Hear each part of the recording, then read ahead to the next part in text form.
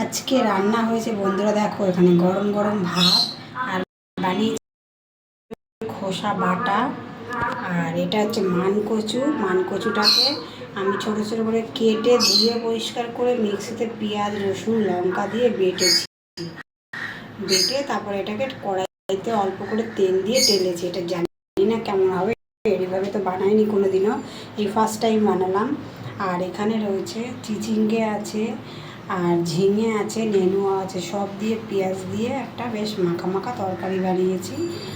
আর একটা রয়েছে এখানটায় মাছের মাথার কাটা চচ্চড়ি। আর রয়েছে এখানে গাটি কচু চিংড়ি মাছ দিয়ে তরকারি, আলু দিয়ে আমি আলু ছাড়া বানিয়েছি।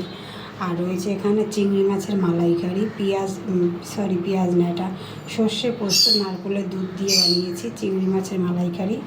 রয়েছে এখানে পোস্ত চিকেন, আর রয়েছে এখানে আমের চাটনি। তো এই ছিল আমার ভিডিওটি কেমন লাগলো কমেন্ট করে জানিয়ে বন্ধুরা। তোমরা ভালো থেকো, সুস্থ থেকো। তো রাখছি, টাটা।